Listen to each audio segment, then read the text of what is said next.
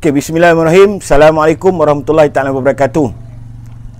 Hari ini saya nak jelaskan sekali lagi tentang bantuan prihatin nasional. Okey, dengar betul-betul sebab banyak yang bertanya lagi, tanya lagi. Video sebelum ni saya dah terangkan.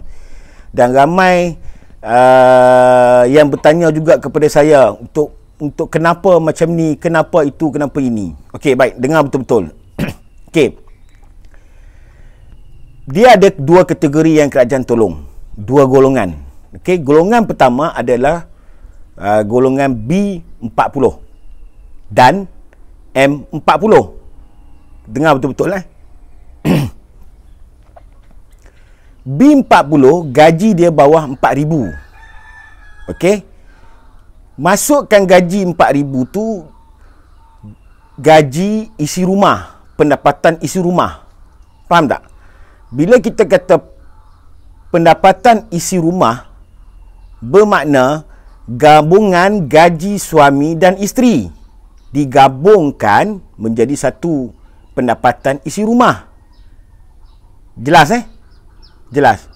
Sebab ada yang bertanya, kenapa isteri saya dapat, saya tak dapat? Ada yang bertanya, kenapa suami dapat, isteri tak dapat? Sebab tu kita kena faham.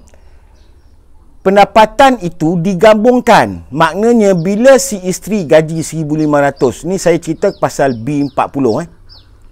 Gaji isteri 1,500, gaji suami 2,000. Contoh Mana bila digabungkan dua gaji ini, pendapatan isi rumah adalah 3,500. Okey, kerajaan menetapkan bahawa gaji 4,000 ke bawah adalah kumpulan atau golongan B40. Nampak? Bila kerajaan menetapkan M40, pendapatan isi rumah suami dengan isteri, bila digabungkan gaji itu, pendapatan itu melebihi 4,000 hingga 8,000.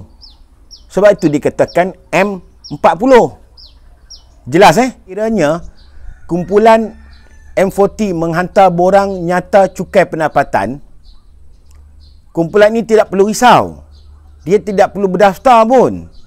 Sebab dia tak perlu, maksud saya, dia tidak perlu membuat permohonan bantuan prihatin nasional. Sebab database dia dah ada.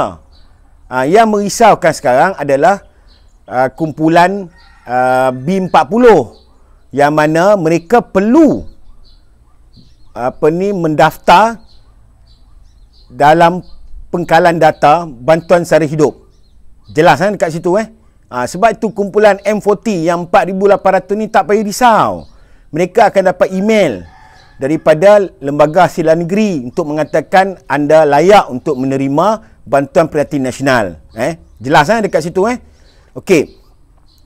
Bagi mereka yang sebelum ini ada mengatakan bahawa permohonan bantuan sara hidup atau dikenali BRIM sebelum ini tidak lulus dalam permohonan mereka kerana mempunyai SSM. Pada ketika itu, sesiapa yang mempunyai SSM, permohonannya ditolak. Tapi kali ini, disebabkan bantuan prihatin nasional ni, dia tidak seperti mana permohonan sebelum ini. Dia tidak perlu melihat kepada kelayakan orang tersebut. Cumanya dari segi layaknya orang itu adalah pendapatan isi rumah. Itu kena jelas. Okey? Ada setengah tanya saya, bang, sebelum ni saya pernah mohon bantuan sara hidup tapi tak lulus. Saya tanya sebab apa? Sebab saya ada SSM. Sekarang ni dia tak fikirkan macam tu. Dia akan tetap akan bayar. Maknanya setiap rakyat Malaysia yang pendapatan dia dalam golongan B40 dan M40 akan menerima bantuan prihatin nasional. Jangan risau. Jangan gundah gelana. Sebab mereka akan dapat. Jangan takut. Tinjauan yang saya buat, saya dapati bahawa golongan ini akan dapat SMS daripada bantuan sara hidup mengatakan anda lulus permohonan tersebut. Ini bagi mereka yang bawah B40. Tetapi dalam golongan M40, mereka akan mendapat melalui email. Okey, contoh saya dah buat semakan. Saya buat semakan, permohonan saya dalam bantuan prihatin nasional ni lulus. Tetapi isteri saya tak lulus. Soalan tu banyak orang tanya. Kenapa suami lulus, isteri tak lulus? Sebab itu saya dah katakan tadi. Pendapatan isi rumah. Bermakna, sekiranya suami dapat, isteri tak dapat. Kalau isteri dapat, suami tak dapat. Nampak? Seorang je dapat. Sebab tu saya kata, gabungan gaji ataupun pendapatan isi rumah. Ini saya tekankan. Gabungan gaji dan isteri digabung. Okey. Pendapatan suami dan isteri digabung. Bermakna, kalau isteri dapat, suami tak dapat. Kalau isteri dapat, suami tak dapat. Nampak tak? Bukan dua-dua boleh dapat. Sebab dia gabungan. Pendapatan isi rumah. Itu kita kena jelaskan dekat situ dan kita kena clear, nampak benda ni. Okey, ada yang tanya tentang sebelum ni saya dapat bantuan sara hidup. Masa saya bujang, dia kata. Sekarang dia dah kahwin. Okey. Soalan saya nak tanya balik. Ada tak dia menghantar borang nyata pucukaian? Kalau dia hantar, tak ada masalah. Tapi harus diingat, golongan ini kalau dia 4,000 ke atas. Tapi kalau gaji isi rumah dan isteri dia baru kahwin, kira campur-campur tak cukup di dalam kumpulan B40. Ini dia kena memohon. Dia kena mohon sebab dia tidak ada lagi database untuk dia menerima bantuan ini. Okey, saya nak nasihatkan kepada rakyat Malaysia. Jangan kita terlampau berebut nak daftar bantuan prihatin nasional ni. Okey, dengar saya nak bagi clear supaya semua orang tenang. Kumpulan M40 ni tak payah masuk lah, tak payah daftar langsung. Ni cadangan saya dan saya syorkan, jangan masuk dalam sistem bantuan prihatin nasional. Sebab anda telah bayar cukai, anda telah hantar borang penyata pencukaian, anda tidak perlu risau sebab ini database dah jelas dekat situ, dah ada database dia. So anda tak perlu nak berebut nak masuk dalam permohonan bantuan prihatin nasional. Jangan masuk sebab dia akan mengganggu orang lain nak daftar. Okey. Kalau tahun lepas dia dah dapat, insya-Allah tahun ni jangan risau, dia akan dapat. Itu je saya nak pesan. Dan yang masih lagi tak daftar tu, tolong daftar.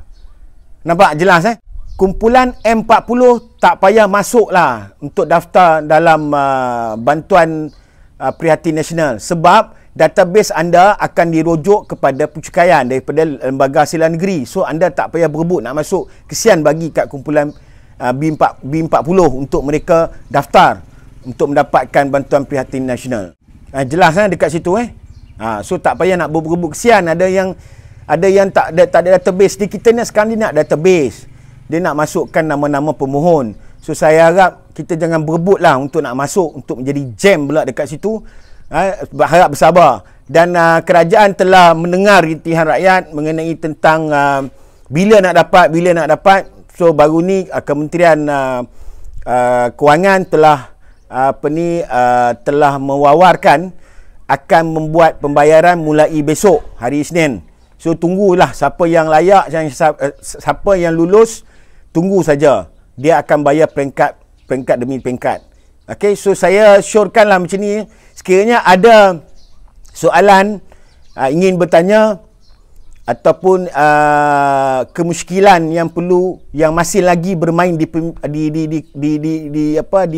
minda, tolong komen di bawah ni, di bawah YouTube saya ni, untuk saya akan bantu saudara untuk jawab persoalan-soalan yang masih lagi tidak jelas.